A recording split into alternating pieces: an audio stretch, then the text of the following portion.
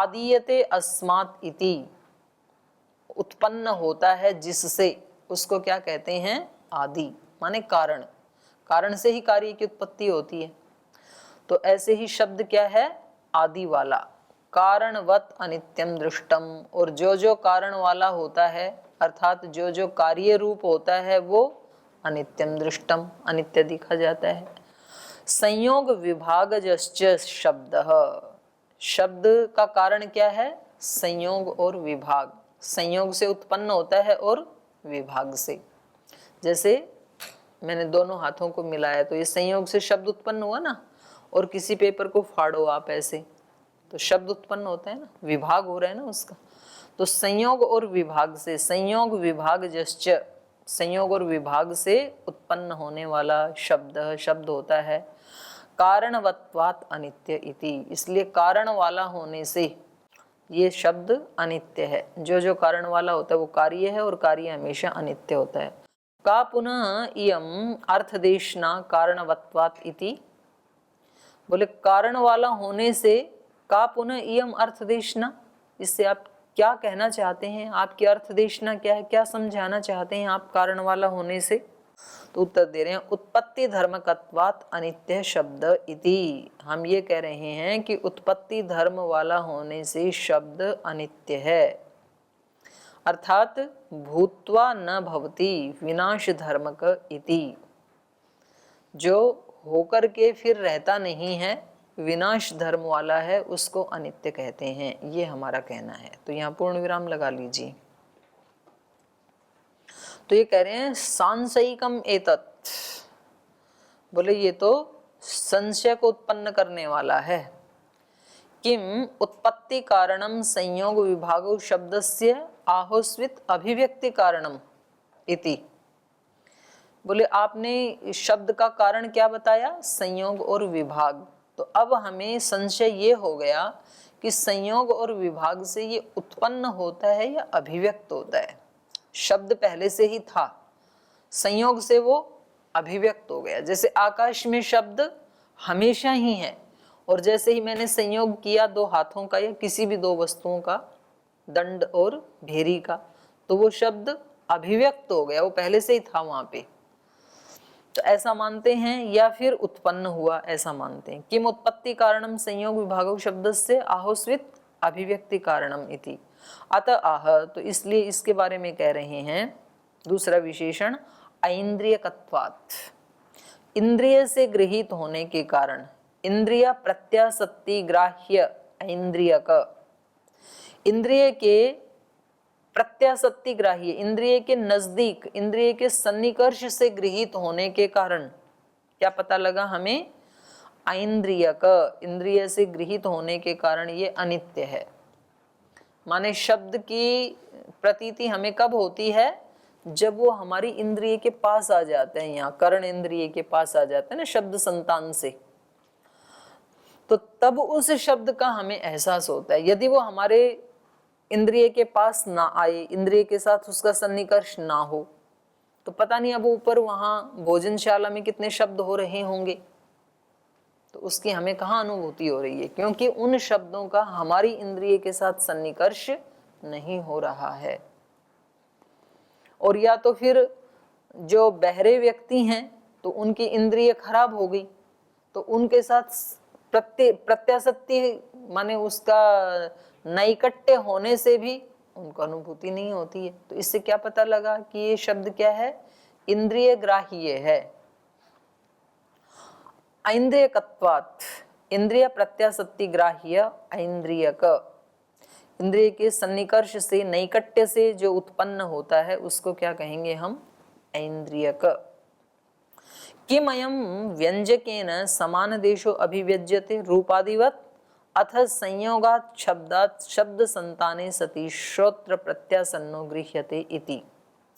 अब इसमें दूसरा ये प्रश्न उठता है, किम अयम व्यंजकेन समान देश अभिव्यज्यते, बोले ये जो इंद्रिय है तो इसके द्वारा, या व्यंजकेन अभिव्यक्त करने वाला, अभिव्यक्त करने वाले दो हैं, संयोग और विभाग।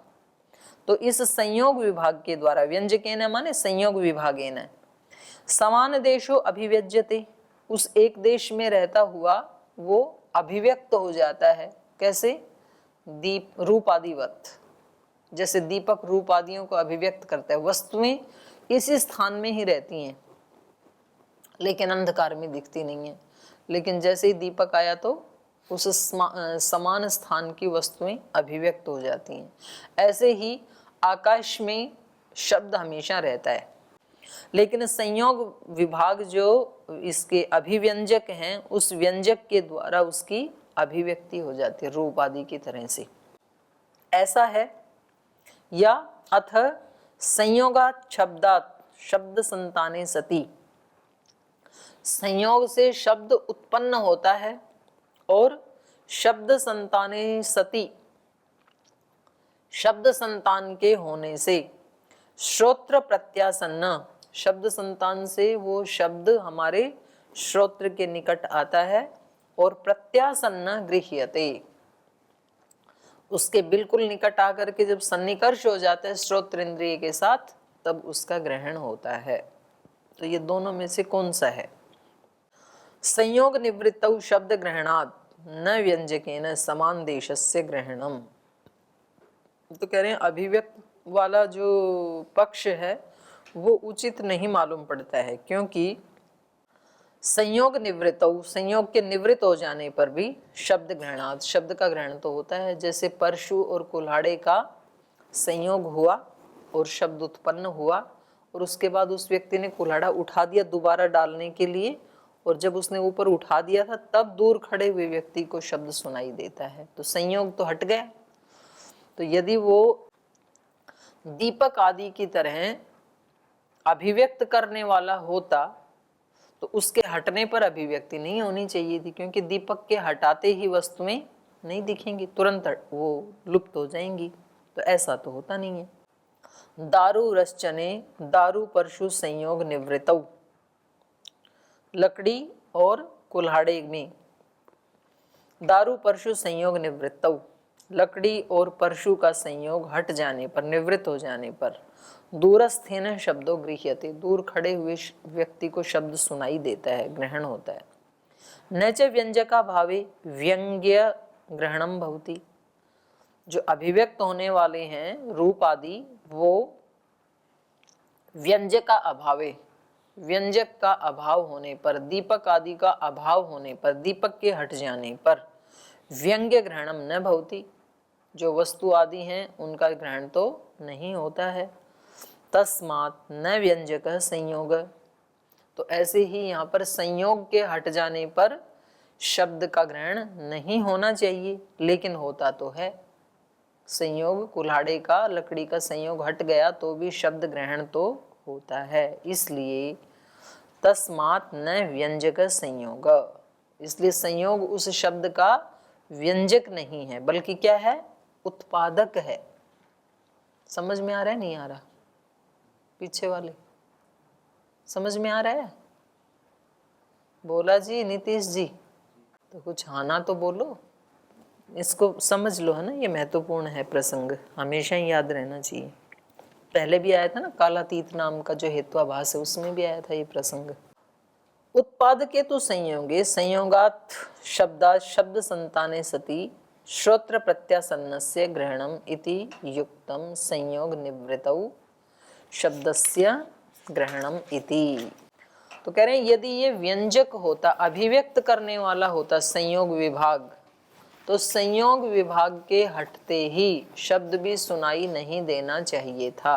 जैसे दीपक अभिव्यंजक है, तो दीपक के हटाते ही उन वस्तुओं के रूप की अभिव्यक्ति नहीं होती है, हमें नहीं मालूम पड़ते हैं रूप।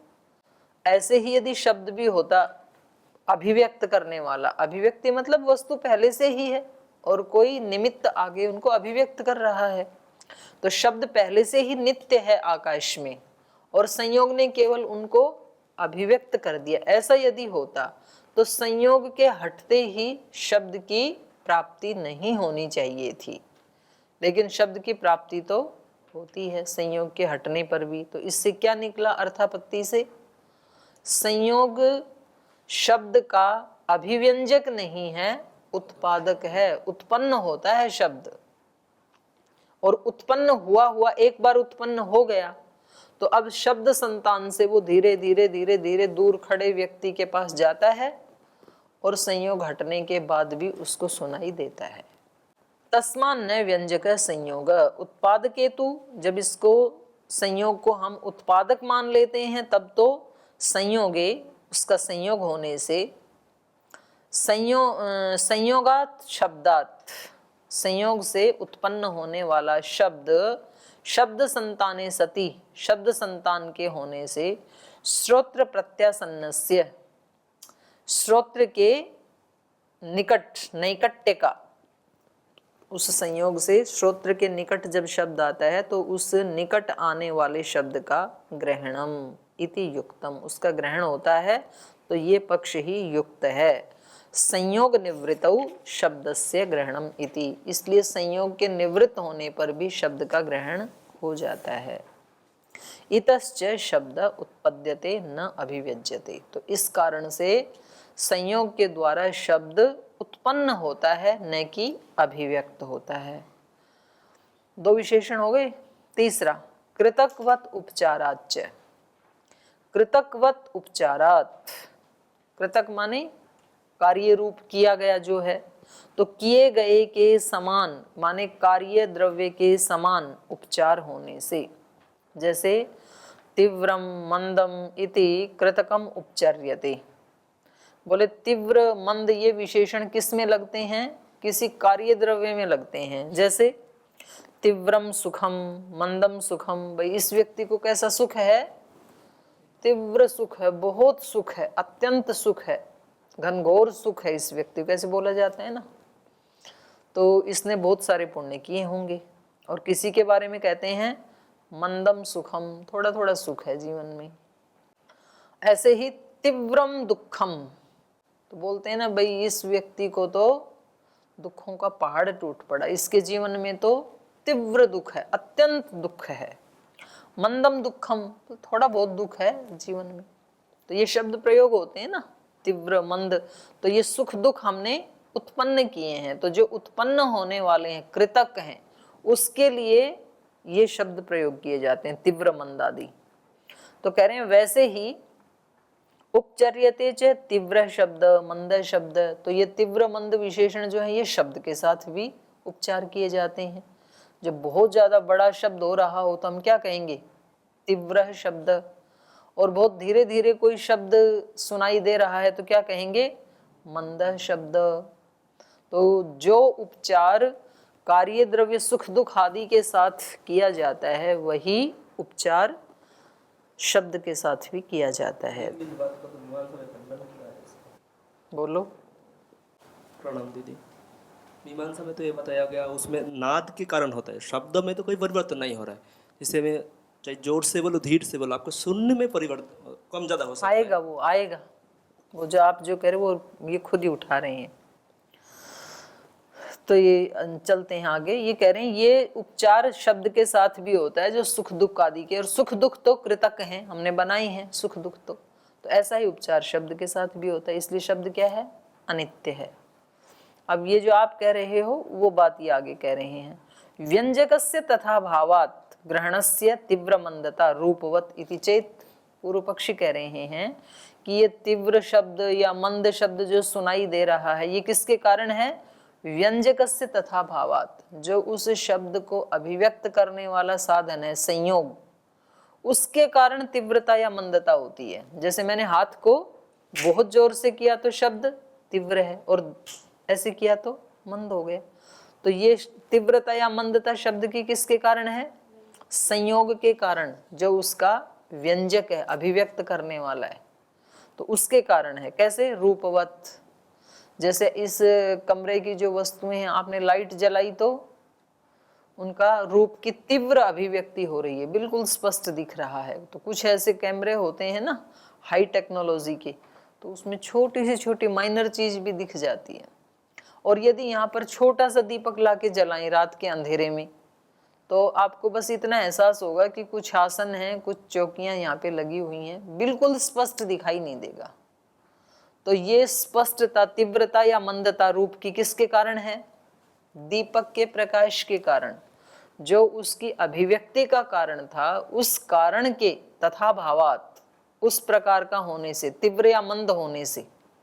ठीक है। व्यंजकस्य तथा भावात, व्यंजक के उस प्रकार का होने से, किस प्रकार का? तीव्र या मंद होने से। ग्रहणस्य तीव्र मंदता, उस ग्रहण की भी अर्थात ज्ञान की तीव्रता या मंदता होती है। रूप का ज्ञान तीव्र प्रकाश में तीव्र ज्ञान होगा, मंद प्रकाश में मंद ज्ञान होगा। ऐसा माने तो पूर्व पक्षी का कहना है। तो कह रहे हैं ना, ये उचित नहीं है, क्योंकि अभिभवोपपत्ति है, अभिभव की उपपत्ति होने से तीव्र शब्द से, एक शब्द से दूसरा शब्द अभिभव हो जाता है। कैसे? वो इसमें बता रहे हैं भाष्य में। संयोगस्य व्यंजकस्य तीव्र मंदतया शब्द ग्रहणस्य तीव्र मंदता भवति, न तो शब्दो भिद्यते। संयोगस्य, संयोगस्य माने व्यंजकस्य, क्योंकि संयोग ही उसका व्यंजक है, अभिव्यक्त करने वाला है। जो नित्य मान रहा है उसकी दृष्टि में संयोग शब्द को अभिव्यक्त करने वाला है, उत्पन्न करने वाला नहीं है। तो वो कह रहे हैं संयोगस्य अर्थात व्यंजकस्य, उस व्यंजक की तीव्र मंदतया, तीव्र या मंद होने से, शब्द ग्रहणस्य तीव्र मंदता, शब्द के ग्रहण में माने ज्ञान में तीव्रता या मंदता होती है।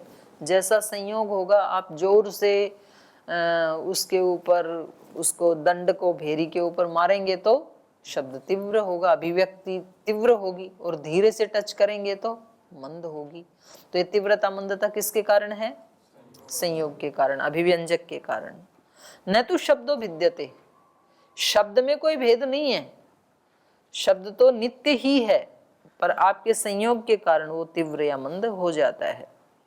उदाहरण दे रहे हैं, यथा प्रकाशस्य तीव्र मंदतया रूप ग्रहणस्य, जैसे प्रकाश के तीव्र या मंद होने से रूप, हमारे लिए रूप का ज्ञान तीव्र या मंद हो जाता है।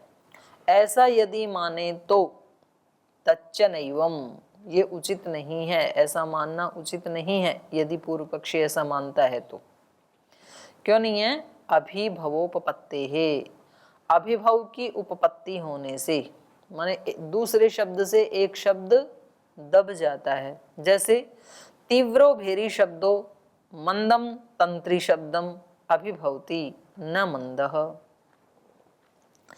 कह रहे हैं एक तो भेरी का शब्द है, नगाड़े का शब्द है, तो वो कैसा होता है?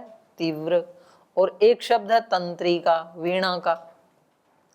तो दो व्यक्ति बैठे हैं और वो तंत्री को पूरा फुल प्रयास करके बजा रहा है, पूरा संयोग है उसका, हाथ आदि का उसके साथ, और उधर जो भेरी को बजाने वाला है वो भी पूरा संयोग कर रहा है दंड का। तो अब ये दो शब्द जो हैं, इनका अपना अपना एक रूप है। तो यहाँ पर कौन से शब्द से कौन सा शब्द दब जाएगा? नगाड़े वाले शब्द से वीणा वाला शब्द अभिभव हो जाएगा। तो इससे क्या पता लगा? नगाड़े का शब्द अलग है, तीव्र है, और तंत्री का शब्द मंद है। तो शब्दों में ही भेद है, न कि संयोग में। संयोग दोनों में बराबर हो रहा है, वो व्यक्ति पूर्ण ऊर्जा से ही बजा रहा है दोनों को, लेकिन तो भी एक का शब्द तीव्र होता है, एक का शब्द मंद होता है। और ये केवल यंत्रों में ही नहीं, ये आप मनुष्यों में भी देख सकते हैं। कुछ कुछ मनुष्यों की आवाज ऊंची होती है, तो बिना माइक के भी वो बोलें तो पूरा सुनाई देगा गुरुकुल में, यज्ञशाला में। कुछ लोगों की आवाज धीमी होती है, तो बोलें तो पास वाले को भी सुनाई नहीं देगा। तो शब्द का अंतर है, एक शब्द से दूसरा शब्द अभिभव हो जाता है। तीव्रो भेरी शब्दों मंदम तंत्री शब्दम अभिभवती, जो तीव्र नगाड़े का शब्द है वो मंद तंत्री के शब्द को अभिभवती, अभिभूत कर देता है, नीचे दबा देता है। न मंद, मंद शब्द नहीं दबा सकता है, तंत्री वाला शब्द नगाड़े वाले को नहीं दबा सकता है। आप कितनी भी जोर से तंत्री बजा लो, वीणा, कि आपने हमारे को अभिभव किया, अब हम आपको भी अभिभव करते हैं, आप ताकत ही लगा देना, लेकिन आप नगाड़े के शब्द का अभिभव नहीं कर सकते हैं। न च शब्द ग्रहणम अभिभावकम शब्दश्च भिद्यते। तो कह रहे हैं यहाँ पर शब्द ग्रहणम न अभिभावकम, शब्द का जो ज्ञान है उसमें कोई अंतर नहीं है, वो अभिभावक नहीं है। शब्दश्च भिद्यते, यहाँ न को काट लीजिए, शब्दश्च न भिद्यते है ना, तो न यहाँ एक्स्ट्रा लिखा गया, शुरू में ही आ गया। न च शब्द ग्रहणम अभिभावकम, न तो संयोग अभिभावक होता है और न च शब्द ग्रहणम अभिभावकम, और न ही शब्द का ग्रहण अभिभावक होता है। कोई कहे कि जी उसको ना वो कम सुना होगा तंत्री का शब्द और नगाड़े वाला ज्यादा सुन, तो उसके सुनने में फर्क हुआ होगा। बोले नहीं, वही व्यक्ति है, वही कर्ण इंद्रिय है, तो ज्ञान में भी कोई फर्क नहीं होता है। अभिभाव ना तो संयोग में है और न तो ग्रहण में है। न च शब्द ग्रहणम अभिभावकम, यहाँ अल्प विराम लगा लीजिए। शब्दश्च भिद्यते, बल्कि दोनों शब्दों में ही भेद है, दोनों शब्द अलग अलग हैं। भेरी का शब्द तीव्र है, तंत्री का शब्द मंद है। शब्दे तो भिद्यमाने, और इस शब्द को ही भिन्न मानने पर युक्तो अभिभव, तभी अभिभव युक्त होता है। तस्मात् उत्पद्यते शब्द न अभिव्यज्यते। तो इससे ये निकला कि शब्द उत्पन्न होता है संयोग से, न अभिव्यज्यते, अभिव्यक्त नहीं होता है रूप आदि की तरह से। और जो उत्पन्न होता है वो कैसा होता है? अनित्य होता है, इसलिए तस्मात् अनित्य है शब्द। अभिभव अनुपपत्तिश्च व्यंजक समान देशस्य अभिव्यक्तौ प्राप्त्याभावात्। और कह रहे हैं अभिभव अनुपपत्तिश्च, माने ये उनको कह रहे हैं सिद्धांती पूर्व पक्षी को, जो ये मान रहा है ना कि शब्द की तो अभिव्यक्ति होती है। तो बोले आपके पक्ष में तो अभिभाव तो होगा ही नहीं कभी। क्यों नहीं होगा? अभिभाव अनुपपत्तिश्च, एक ये भी दोष आएगा। यदि आप शब्द को अभिव्यक्त होने वाला मान रहे हैं तो अभिभाव अनुपपत्तिश्च, अभिभाव की अनुपपत्ति होगी। क्यों? व्यंजक समान देशस्य अभिव्यक्तौ प्राप्त्या अभावात्। ये जो व्यंजक है ये समान देशस्य अभिव्यक्तौ, समान देश की अभिव्यक्ति में प्राप्त्या अभावात्, संयोग का अभाव होने से। माने एक तंत्री का शब्द है, एक नगाड़े का शब्द है, और दोनों क्योंकि नित्य ही हैं, तो नित्य हैं तो इनका उत्पन्न होने वालों का तो संयोग हो सकता है, पर जो नित्य ही हैं उनका कोई संयोग तो हुआ नहीं। और संयोग ही नहीं हुआ तो एक दूसरे को कैसे अभिभव करेगा? अभिभव तो तभी होगा ना जब दोनों मिलेंगे। व्यंजकेन समान देशो अभिव्यज्यते। जो व्यंजक है, व्यंजक क्या है? व्यंजक क्या है? संयोग। नगाड़ा तंत्री क्या क्या बोल रहे हैं। व्यंजकेन, व्यंजकेन मतलब संयोगेन, व्यंजकेन समान देशो अभिव्यज्यते। व्यंजक का क्या है? समान देशो अभिव्यज्यते व्यंजकेन। एक समान देश माने उसी देश में, उसी देश में मतलब तंत्री में या नगाड़े में ही शब्द रहता है, और संयोग के द्वारा क्या हो रही है? अभिव्यक्ति उसकी। व्यंजकेन समान देशो, समान देशस्थ ऐसे होना चाहिए, बल्कि समान देशस्थ अभिव्यज्यते शब्द। संयोग व्यंजक के द्वारा उसी स्थान में रहने वाला जो शब्द है उसको अभिव्यज्यते, अभिव्यक्त किया जाता है। इति एतस्मिन् पक्षे, तो इस आपके पक्ष में नौपपद्यते अभिभव, अभिभव की उपपत्ति नहीं होगी। क्यों नहीं होगी? नहीं भेरी शब्देन तंत्री स्वनः प्राप्त इति, क्योंकि जो भेरी का शब्द है उसके द्वारा तंत्री स्वन न प्राप्त इति, तंत्री माने वीणा के शब्द के साथ संयोग ही नहीं होगा। भाई दोनों शब्द एक जगह आए तब तगड़े वाला शब्द मंद वाले को दबाए, और शब्द तो नित्य हैं आपके मत में। भेरी वाला भेरी में रहेगा, तंत्री वाला तंत्र में रहेगा, वहीं रहते हैं वो शब्द। शब्द संतान से उत्पन्न होके यहाँ आए, फिर एक जगह संयोग हो, फिर तगड़े वाला कम वाले को दबाए, ऐसा तो होगा ही नहीं आपके मत में। तो आपके मत में तो अभिभव कभी होना ही नहीं चाहिए, लेकिन आप यहीं पर ही एक नगाड़ा और एक तंत्री रख के देख लो और फिर आप बताओ कि अभिभव होता है कि नहीं होता। तो अभिभव तो मानना पड़ेगा आपको, क्योंकि वो प्रत्यक्ष है। तो कहा आपके पक्ष में न ही भेरी शब्देन तंत्री स्वन प्राप्त इति, और कह रहे हैं अप्राप्ते अभिभव इति चेत।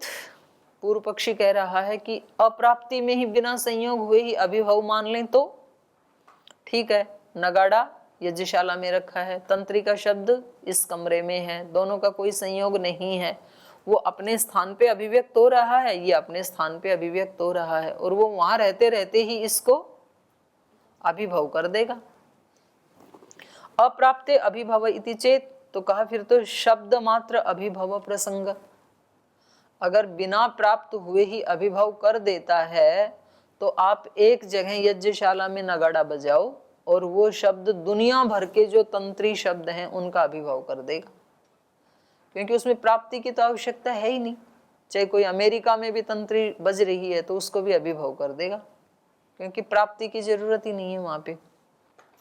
अथ मन्येत असत्याम प्राप्तौ अभिभवो भवति इति एवं सति यथा भेरी शब्दः कंचित तंत्री स्वनम अभिभवति एवं अंतिकस्थ उपादानम इव दवीयस्थ उपादानान अपि तंत्री स्वनान अभिभवेत अप्राप्ते अविशेषात्। यदि आप ये मानते हैं असत्याम प्राप्तौ अभिभवो भवति, शब्दों की प्राप्ति के बिना, संयोग के बिना भी अभिभव हो जाता है, ऐसा मानेंगे तो एवं सती, ऐसा होने पर यथा भेरी शब्द, जैसे ये नगाड़े का शब्द, कंचित तंत्री स्वनम अभिभवती, किसी भी तंत्री के शब्द को अभिभव करता है, एवं अंतिकस्थ उपादानम इव, माने जैसे पास में रखी हुई कोई तंत्री थी, जैसे उसको ये अभिभव कर देता है, वैसे दवीयस्थ, दूरस्थ, कहीं दूर भी तंत्री रखी है अन्य स्थान में, उसको भी दवीयस्थ उपादानान अपि तंत्री स्वनान, दूर रहने वाले तंत्री शब्दों को भी अभिभवेत, उनको भी अभिभव कर देगा, उनको भी दबा देगा। क्यों? अप्राप्ते अविशेषात, प्राप्ति का तो कोई यहाँ है ही नहीं कि भाई उनकी प्राप्ति होनी चाहिए, संयोग होना चाहिए। तो बिना संयोग के ही यदि वो अभिभव करता है तो सारी दुनिया के ही शब्दों का अभिभव हो जाएगा।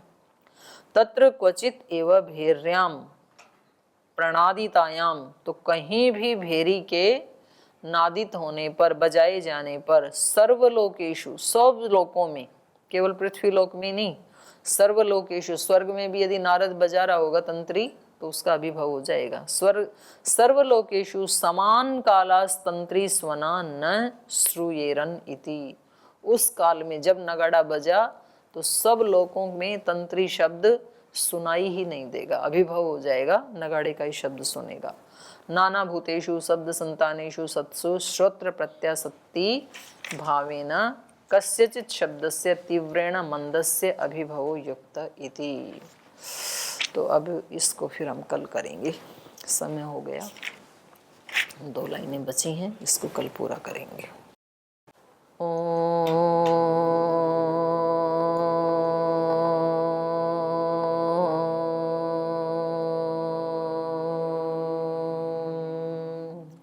शांति शांति शांति। श्री गुरुभ्यो नमः।